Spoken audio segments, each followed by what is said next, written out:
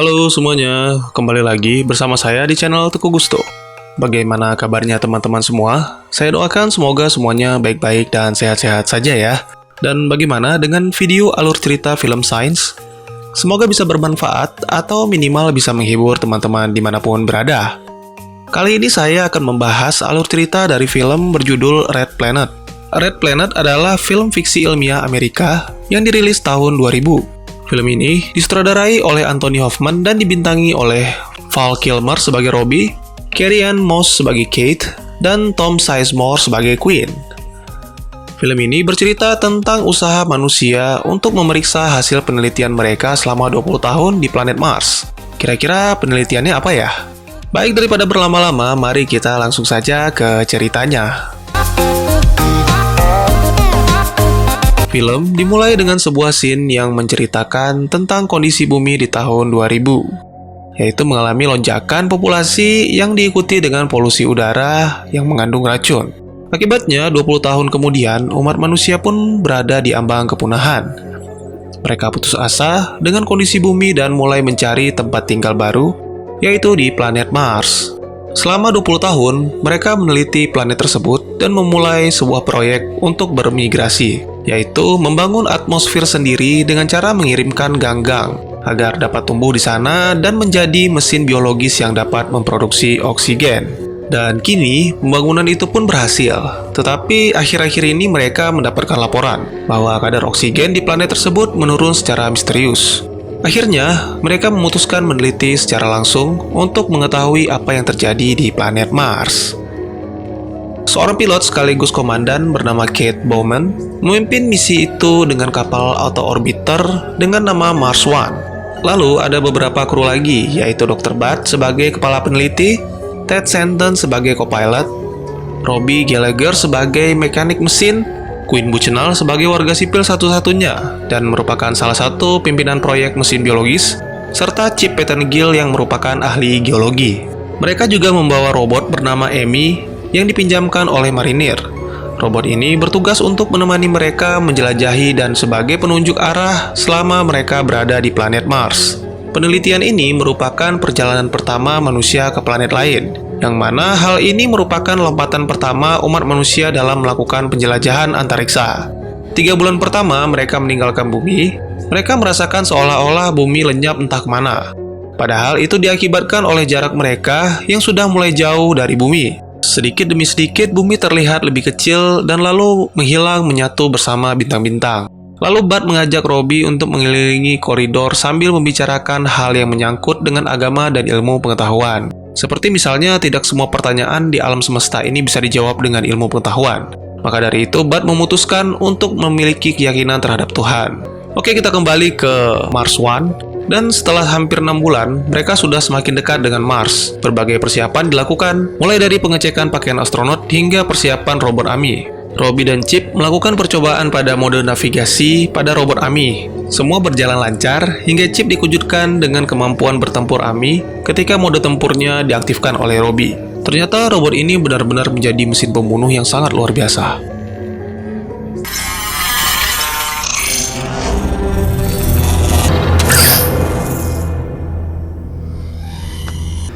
It's real damn funny, Gallagher. This activity is strictly prohibited.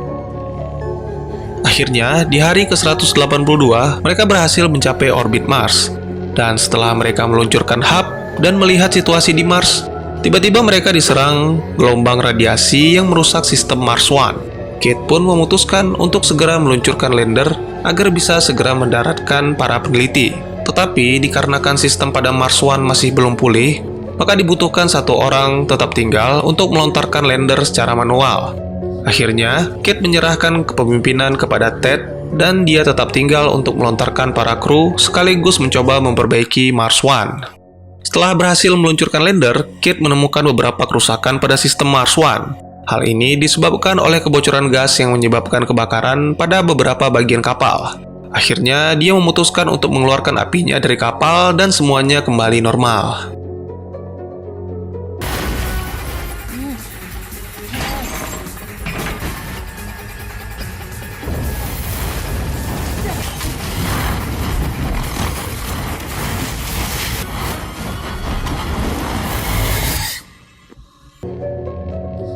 Lander atau disebut juga dengan Mav yang ditumpangi oleh tim peneliti juga mengalami masalah pada sistemnya, sehingga dibutuhkan kendali manual. Bahkan robot Ami yang akan digunakan sebagai navigator pun juga terpaksa dilepaskan. Dan akhirnya, walaupun jarak pendaratannya jauh dari camp, mereka berhasil mendaratkan Mav di planet Mars. Tetapi sangat disayangkan, Bud tidak bernasib sama. Organ dalam tubuhnya mengalami luka akibat benturan-benturan saat pendaratan Mav. Menyadari dirinya hanya akan menjadi penghambat, akhirnya Bud memutuskan untuk tinggal dan menunggu ajalnya. Lalu dengan berat hati, para kru lain pun terpaksa meninggalkan Bud. Tujuan mereka saat ini adalah hub, yaitu merupakan habitat buatan semacam camp untuk tempat tinggal sementara. Di sisi lain, robot Ami yang sebelumnya dilepaskan untuk mengurangi beban Mav tiba-tiba aktif secara otomatis. Lalu dia menggunakan drone-nya untuk mencari tim peneliti. Karena oksigen yang mereka bawa sangat terbatas, mereka harus segera menemukan hub, karena di sana sudah disiapkan oksigen dan persediaan makanan lainnya. 20 tahun yang lalu, umat manusia mencoba mengembangbiakan tanaman ganggang di planet itu. Tetapi sejak tiba, mereka sama sekali tidak menemukan tanaman itu. Yang ada hanya pasir dan bebatuan, seperti berada di gurun. Kemungkinan hal ini menyebabkan kadar oksigen pada planet itu menurun. Beberapa waktu kemudian, setelah melewati perjalanan panjang dan tandus, dari jauh mereka melihat Hep. Mereka semua sangat bahagia karena harapan mereka mulai tumbuh untuk bisa bertahan di planet Mars. Tetapi alangkah terkejutnya mereka. Setelah mereka tiba di Hep, ternyata bangunan itu sudah hancur seperti telah diserang oleh badai. Padahal mereka yakin tidak melihat tanda-tanda akan datangnya badai es yang memang sering terjadi di planet Mars. Keputusasaan pun melanda tim peneliti. Rasanya tidak mungkin mereka berhasil bertahan. Ditambah, oksigen mereka hanya tinggal beberapa menit lagi. Chip dan Ted memutuskan untuk melihat pemandangan Mars untuk terakhir kalinya sebelum mereka mati. Terjadi perdebatan di sini dikarenakan keegoisan Ted yang sama sekali tidak mau disalahkan. Di sisi lain, Ted juga muak mendengar semua keluhan Chip yang menyalahkannya atas pendaratan darurat sehingga menyebabkan mereka jauh dari Hep dan menyebabkan kematian Dr. Bud. Akhirnya, karena kesal, tiba-tiba Chip menampar Ted hingga jatuh ke jurang dan Ted pun tewas. Zen! Oh my god.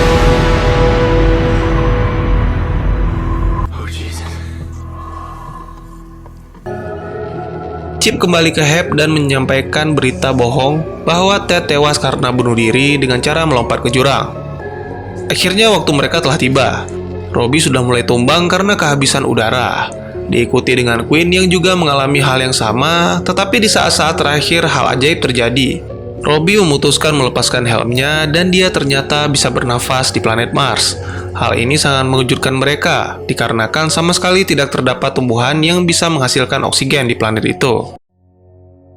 Di sisi lain, Kate mendapat pesan dari pusat komando di bumi yang mengatakan bahwa kapal Mars One harus kembali ke bumi karena misi mereka dianggap gagal. Ditambah lagi tidak ada kontak komunikasi dari kru yang berada di Mars, dan dianggap mereka semua telah mati. Lalu pusat komando memberi Mars One 31 jam untuk keluar dari orbit Mars. Kembali ke tim peneliti, mereka berusaha untuk menemukan alat komunikasi agar bisa menghubungi Kate di Mars One. Quinn menjelaskan bahwa pada tahun 1997 ada sebuah percobaan pengiriman mobil rover untuk menjelajahi planet Mars.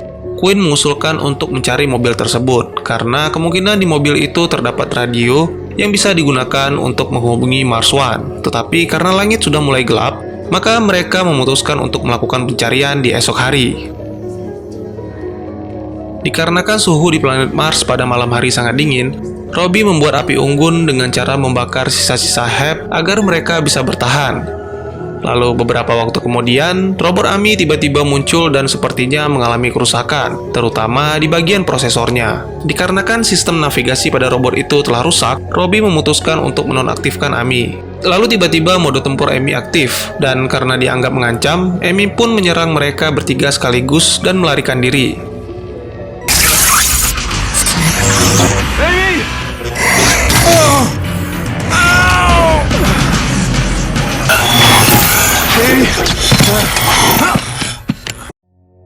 Dalam hal ini, Quinn menjadi korban dengan luka di bagian rusuknya, yang membuatnya jadi sulit untuk berjalan. Keesokan paginya setelah melanjutkan perjalanan, mereka berhasil menemukan mobil rover tersebut dan mencoba memodifikasi radionya agar bisa terhubung ke Kate di Mars One. Awalnya mereka mengira alat itu tidak berfungsi, karena Mars One sama sekali tidak bisa menerima panggilan dari tim Robbie. Sampai akhirnya Robbie berniat membuang radionya, tiba-tiba pusat kendali Houston di bumi menginformasikan bahwa ada transmisi masuk ke mereka dan langsung menghubungkannya ke Mars One. Mengetahui hal itu, Kate langsung mencoba merespon panggilan itu. Robbie yang sudah terhubung melaporkan semua kejadian yang mereka alami, termasuk kematian Dr. Bud. Lalu Kate menjelaskan bahwa mereka hanya memiliki waktu 19 jam sebelum Mars One ditarik kembali ke bumi. Akhirnya, mereka memutuskan komunikasi terlebih dahulu sambil mencari cara agar Robbie dan kru lainnya bisa kembali ke Mars One.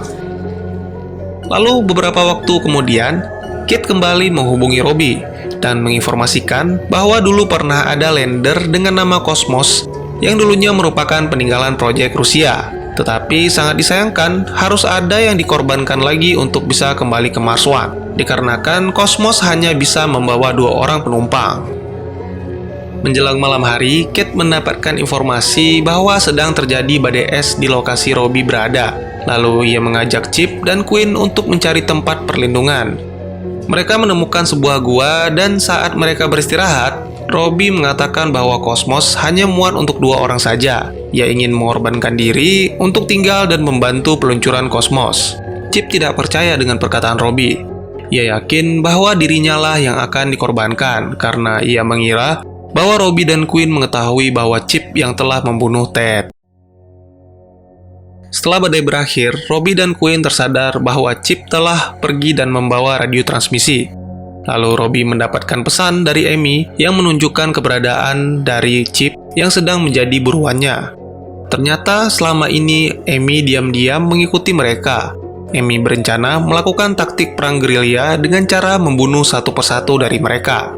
Lalu Amy sengaja menyalakan alat pelacaknya agar pembantaian Chip bisa disaksikan oleh Robbie dan Quinn. Tujuannya adalah untuk memukul mental mereka yang sudah hampir putus asa.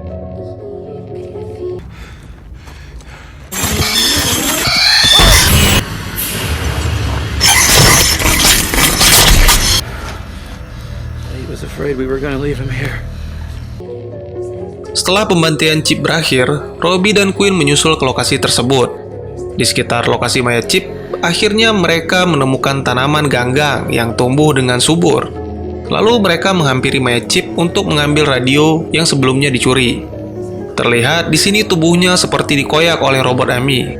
Tetapi Quinn merasa aneh dengan Chip yang mati sambil mengenakan helm. Padahal di dalam baju itu sudah tidak ada lagi oksigen. Dia mencoba memanaskan helm Chip untuk membuka kuncinya. Tiba-tiba dari tubuh Chip keluar serangga terbakar seperti kembang api. Dan hal ini membuat mereka terkejut dengan penemuan makhluk hidup selain tanaman ganggang yang telah ada di planet Mars.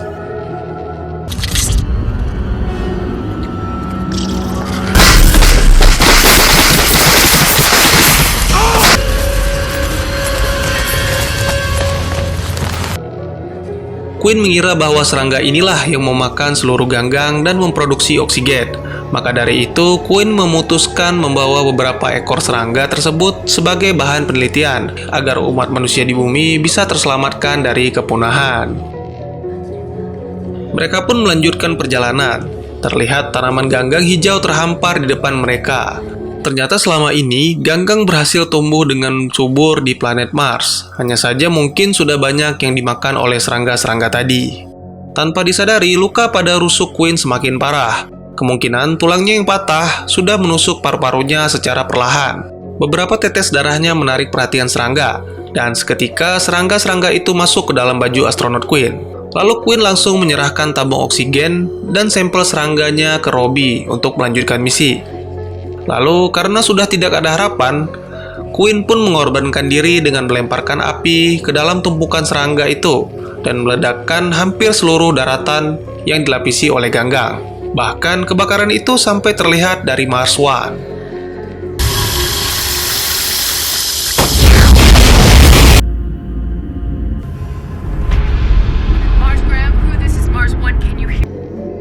Karena sudah tidak ada waktu lagi, akhirnya dengan petunjuk dari Kate, Robbie melanjutkan perjalanannya menuju ke lokasi Cosmos. Dan ketika sampai di tujuan, dia berhasil menemukan pesawat itu dan mencoba untuk menyalakannya. Karena Cosmos merupakan rancangan negara Rusia, dia membutuhkan bantuan Kate untuk melakukan proses peluncuran. Setelah dia menyiapkan seluruh bahan bakar, ternyata Cosmos ini kekurangan daya karena baterainya sudah tidak berfungsi. Akhirnya, karena sudah tidak ada harapan lagi, Robbie meminta Kate untuk segera meluncur ke bumi dan kembali ke Mars dengan membawa beberapa orang peneliti. Karena di Mars ada makhluk hidup berupa serangga yang mampu menghasilkan oksigen. Dan menurut keyakinan Quinn, serangga ini bisa menyelamatkan manusia dari kepunahan.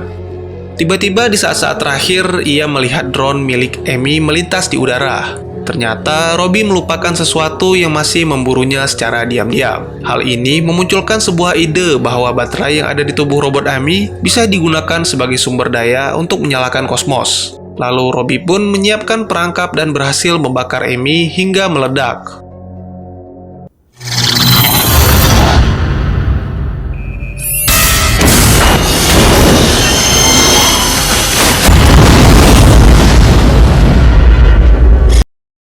Robbie pun bergegas memasangkan baterai tersebut dan meluncurkan pesawat menuju ke kapal Mars One.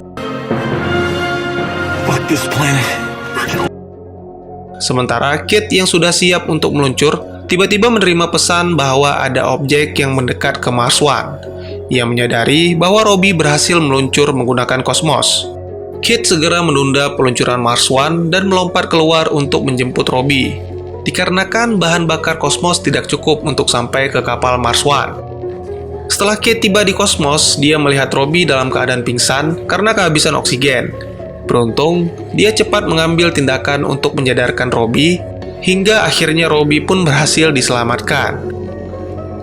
Akhirnya, Kate dan Robbie pun kembali menuju ke bumi dengan membawa berita besar tentang temuan mereka sehingga bumi bisa diselamatkan. Dan tamat. Bagaimana alur ceritanya? Apakah menarik? Sebenarnya ada beberapa scene yang tidak saya ceritakan, karena kemungkinan tidak terlalu penting ataupun berpengaruh dengan cerita film itu sendiri. Yaitu ada kedekatan antara Robbie dan Kate. Di scene Robbie yang berpesan untuk manusia di bumi, mereka menyisipkan kalimat-kalimat yang menggambarkan perasaannya. Tetapi beruntung Robbie bisa selamat dan kembali bersatu dengan Kate. Lalu mengenai serangga di film ini yang disebut dengan jenis nematoda. Mereka akan memakan apapun yang ditemuinya. Serangga ini semacam parasit yang akan terus memakan ganggang hingga habis. Tetapi tidak hanya itu, menurut Quinn, nematoda itu bisa menghasilkan gas dari apa yang dimakannya. Terbukti dengan munculnya api seperti ledakan kecil dari serangga itu ketika dibakar. Lalu kalimat Quinn yang mengatakan di mana ada oksigen dan air, di sana pasti ada kehidupan.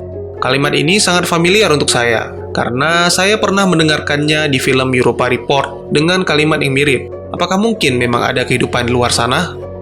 Bagi teman-teman yang punya teori tentang film ini, ataupun ingin berdiskusi, ataupun mungkin juga teman-teman punya referensi lain untuk kita review, silakan tuliskan di kolom komentar. Insya Allah pasti akan saya baca. Mari kita jadikan kolom komentar sebagai sarana untuk menambah wawasan dan menciptakan jalinan persaudaraan, bukan menjadikannya sebagai sarana untuk pembulian dan menciptakan permusuhan. Baik, sekian dulu videonya dan dukung terus channel ini dengan cara share, like, dan subscribe, karena dukungan kalian sangat berharga bagi saya demi perkembangan channel ini. Saya Gusto, sampai jumpa di video selanjutnya. Dadah!